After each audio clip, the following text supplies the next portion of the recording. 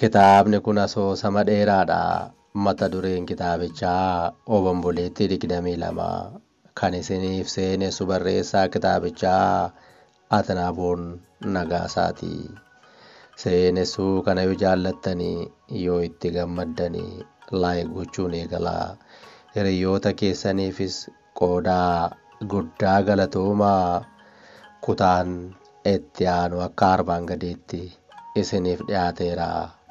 Bohaartii gaarii.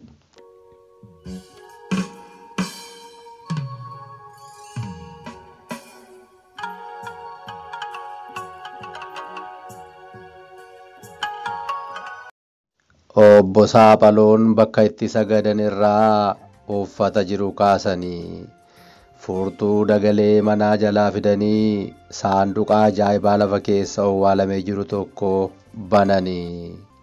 Caaltuun kanarra hiikuu fi ergaa isaanii beekuu hin dandeenye mi'oota adda addaa hedduu agarte. Calleen irraa toon morma ishee irratti hidheef kan yeroo sana agarte keessaa isa tokko ta'uu yaadatte. Obbo Saaphaloon gaafa sana waa hedduu isheetti himuuf turanii faana namaa alaa waan dhaga'aniif dafanii saanduqicha cufanii. Akka waan caaltuun dhukkubsatteetti bishaan mataa isheetti dhangalaasanii fuudhanii ba'anii. Caaltuun kolfi ishee yoo itti dhufellee akaakayyuun ishee baay'ee rifachuu fi tasgabbii dhabuun garuu guddaa ishee naasise. Kanaafis callisuun nama dhukkubsatte fakkaatte. Kan ala ture hidhataa gandaa naannoo sanaa ture. Hidhatichis dhukkubsachuun caaltuu dhugaadhasee shakkii tokko malee ofirra deebi'ee deeme. Obbo Saaphaloon erga tasgabba'anii booda dhimmichi icciitii guddaa ta'uu, namni biraan dhimma kana dhageenyaan shakkii tokko malee kan isaan ajjeesu ta'uu, waa'ee mi'oota agartee beekuun sababa du'aa akaakayyuu ishee obbo Qeerransoo Bicaaqaa, sababa du'aa abbaa ishee Fayisaa Qeerransoo fi wareegamtoota gootota Oromoo kan ishee beeksisu ta'uu itti himaniiru. Ergasii har'a borutuu jedhanii haalli waan hin mijoofneef carraa lammataa osoo hin argatin caaltuun yuunivarsiitii seente. Isa booda hojiittis mindeeffamte. Akaakayyuun ishee garuu oolee gaafa bulu dhukkubsatanii sireerra bubbulanuu. Caaltuun callee waggaa dheeraa fuula dura saanduqa akaakayyuu ishee keessatti agartee turte irra deebiin agarte. Tokkuma ija ishee amanuu hin dandeenye. Amma ija ishee haxoofti. Of dadhabaa dhufte. Lafi ishee maramnaan ofirra gadi teesse. Kana booda waan ta'e tokkollee hin beektu yookaan hin yaadattu. Barraaqaa booruu akkuma kutaa armaan olikeetti isiniif ibsame waan tasa mul'ate kana mobaayilii isaan kaasaa fi waraabaa ture. Atattamaan bakka barbaadutti ergee darbuu yookaan isaan bira dhaqqabuu erga mirkaneeffatee booda caaltuu Fayisaa konkolaataa dhaabbatichaan fuudhee gara mana yaalaatti qajeele. Toom gama isaatiin bilbilameef kaasee caaltuu faarraa xiqqoo siqee haasa'uu eegale. Harkaasaa ol fuudhee gad deebisaa. Eeyyee akka wajabbaruu wayii ta'a. Harkasaa ol fuudhee gad deebisaa. Booda gara bijigaa dhufee haati manaa kiyyaa hospitaala galte jedhanii hojjechiisi. Yoon kana tattamaa argadhe, yoon xiyyaara tattamaa argadhe borgara boon balali'uun barbaada jedhee nagaallee osoo itti naamin ba'ee qajeele. Bijigaanis maali bakakkaa maaliitu itti bu'e? Hanga kana miira isaa to'achuu kan dadhabe maaliifi? Waan akka koodii giibii keessa kaawwate sun maal agarsiisa? Fuudhee biyya alaa deema moo kaayee deema laata? Caaltuu maalumatu mudate? Gaaffilee fi yaada adda addaa sammuu Bijigaa keessa oliif gadi kaachaa jiranidha. Bijigaanis gama isaan tolaaf danuu ajaje qochisiisuu itti fufee. Kan jiran siidaa Minilik cinaa laftichi meetira 200 caalaa gadi fagaatee waan qotameef siidaa jedhame cina osoo hin taane jala isaa kan jiran fakkaata. Fuulli isaanii gara gamoo kantiibaa magaalichaa irra jirutti galagalee jira. Galmi tiyaatiraa fi aadaa magaalaa Finfinnees gamoo kutaa kanarra jira. Tolaaf danuun qotuu itti fufaniiru. Bijigaan garuu bakka callee maraan guddaan jalqabaa argame dhaabbatee yaadaan dhiphata. Bakka sanaa biyyoo haadhee waa barbaada. Ijoolleen Oromiyaa dhiyaa yeroo buna funaantu yookaan buna kota'aattu haafa yookaan baala asiifachuun kurti. Bijigaan immoo biyyoo qotame asiifachi honkoraa jira. Gasoo fuudhee bakka argame sana cina qotuu jalqabe. Waan maramaa toom duraan gibii isaa keessa kaawwate kan fakkaatu arge.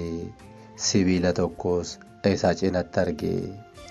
Sibiilachirratti waatu barreeffamee jira. 50 NE Aammattuu keessatti immoo KB kan jedhu jira. Qubee baa booda waan fottoqee kan cite ta'uun ni beekama. Barbaadee tolaaf danuus barbaachisee argachuu hin dandeenye. Sibiila sana akka qabatetti meetira 10 gara boodaatti deebi'ee bakka calleen jalqabaa argamte haaduu eegale. Calleen duraa jedhame kun kan toon cabsee waan akka koodii maramaa baaseedha. Toomitti yaadeessa ta'uu akka tasaa osoo callee kanan kennin gibii isaa keessa kaawwatee sokkeera. Bijigaatti hunduu dalgagalee muka xiyyoon ishee qaramee jiru tokkos arge. Bara dheeraa hamma kana lafa keessa taa'ee tortoruu dhiisuun isaa nama ajaa'iba jedhe. Mukti kun garuu nama ajaa'iba dhuguma. Eeyyee ammallee jabaadha. Dur qiinqaniin muka urti. Amma qiinqaniin muka mitii kan namaallee guuteera. Muka argame kanarra immoo barreeffama kabiraatu jira. 60 SW Aammattuu keessatti kaalaa kan jedhu irratti barreeffameera.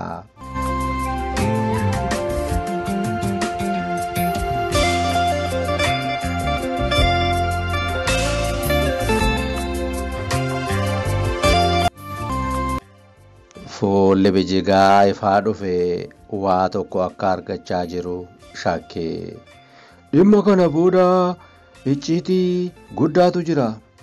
Takaallaa fi xaxaa wayiitu natti mul'achaa jira jedhee waan asaasee dubbate itti fakkaatee ture. Osoo ittiin beekamin sagalee isaa ol kaasee waan dubbateef tolaaf danuun ni dhaga'ani. Qotuu dhaabanii ija dinqisiifannaan ilaalaa jiru.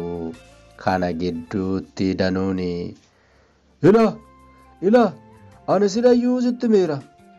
Tolcha jalattiin kun tatte yookaan owwaalte yoo nu hin fixu ta'e maal jette jedhe.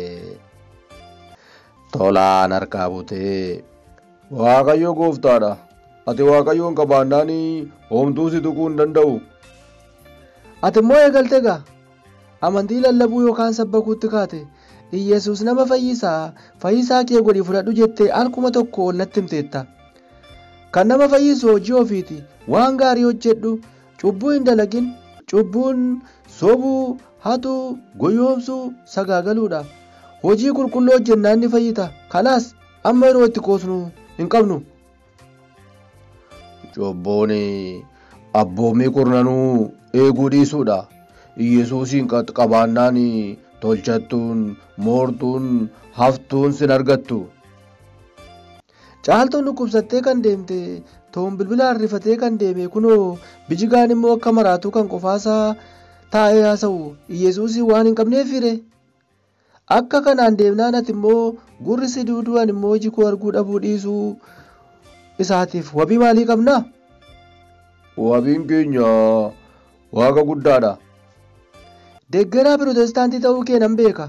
Nuti immoo Waaqa garaa gurraachaatti amanna. Kan Abiyyootaafi Dimookiraasiitti amananis jiru. Kan osoo isaaniif hin galin Abiyyootaafi Dimookiraasii yookaan Biltsiginnaan hin galiniif warruma amanan qofaa amananii amananis jiru. Osoo of hin beekin nama biraa beeksisuu kan barbaadan jechuudha. Sanas ta'e kana kan fedhanitti amanuun mirga uumamaa ta'uu beekna. Kan fedhaniin amanuun garuu Oromummaa keenya irratti garaagarummaa hin qabu. Qabaachuus hin qabu. Amantiin Oromummaa keenya, safuu keenya, aadaa keenya waliin nun fudhanne bishaan dhugdu. Haa bishaa'u eeyyee. Ilaali namichi qofaa kolfuutti ka'e.